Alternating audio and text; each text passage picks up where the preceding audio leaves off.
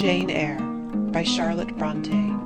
Chapter 1. There was no possibility of taking a walk that day.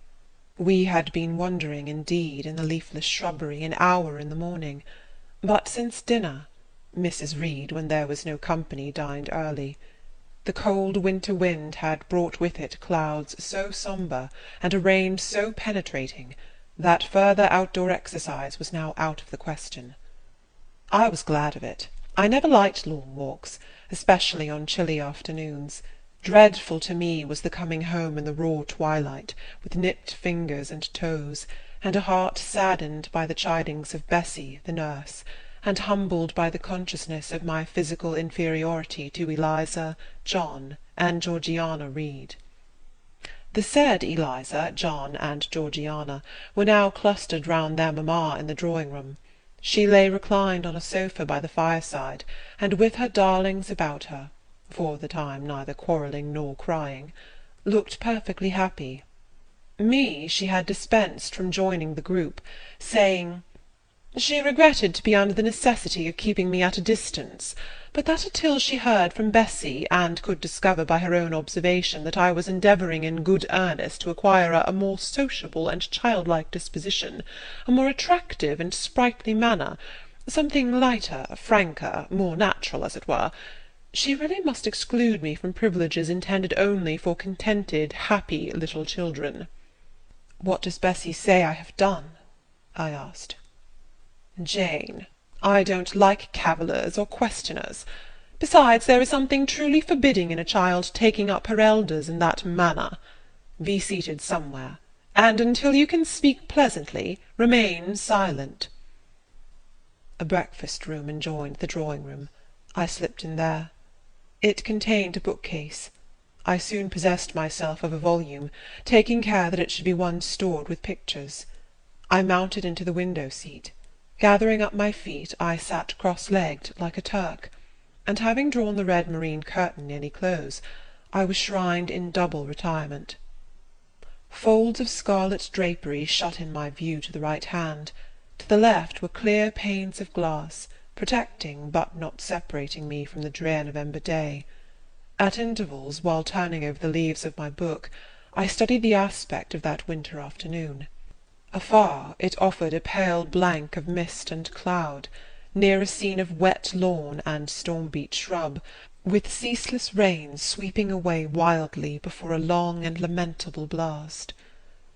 I returned to my book, Bewick's History of British Birds.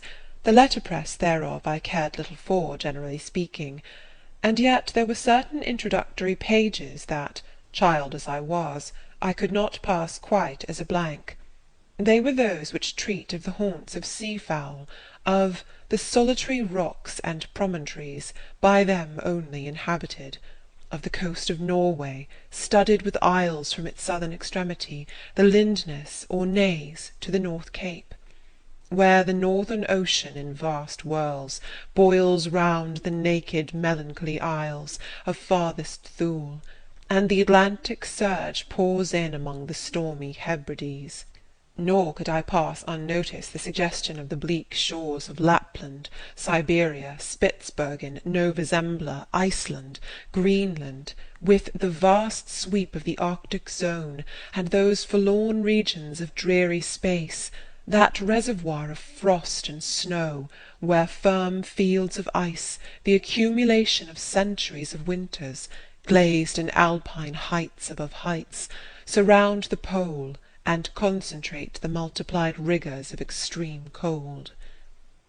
Of these death-white realms I formed an idea of my own, shadowy, like all the half-comprehended notions that float dim through children's brains, but strangely impressive.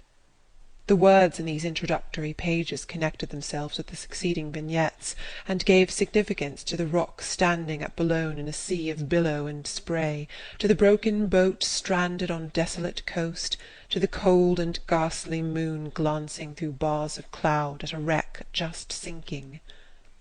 I cannot tell what sentiment haunted the quite solitary churchyard, with its inscribed headstone, its gate, its 2 trees, its low horizon, girdled by a broken wall, and its newly risen crescent attesting the hour of eventide. The two ships becalmed on a torpid sea I believed to be marine phantoms. The fiend pinning down the thief's pack behind him I passed over quickly. It was an object of terror. So was the black horned thing, seated aloof on a rock, surveying a distant crowd surrounding a gallows. Each picture told a story, mysterious often to my undeveloped understanding and imperfect feelings, yet ever profoundly interesting, as interesting as the tales Bessie sometimes narrated on winter evenings when she chanced to be in a good humour, and when, having brought her ironing-table to the nursery hearth, she allowed us to sit about it, and while she got up Mrs. Reed's lace frills and crimped her nightcap borders, fed our eager attention with passages of love and adventure taken from old fairy tales and other ballads, or, as at a later period I discovered, from the pages of Pamela and Henry, Earl of Morland. With Buick on my knee I was then happy at least in my way. I feared nothing but interruption, and that came too soon. The breakfast-room door opened.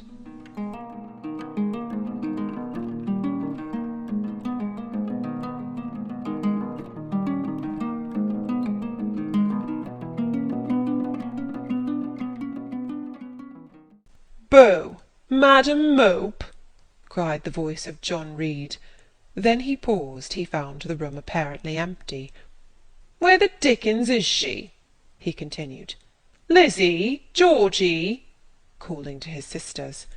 "Joan is not here. Tell mamma she has run out into the rain. Bad animal!" It is well I drew the curtain, thought I, and I wished fervently he might not discover my hiding-place. Nor would John Reed have found it out himself. He was not quick either of vision or conception. But Eliza just put her head in at the door and said at once, "She is in the window-seat, to be sure, Jack."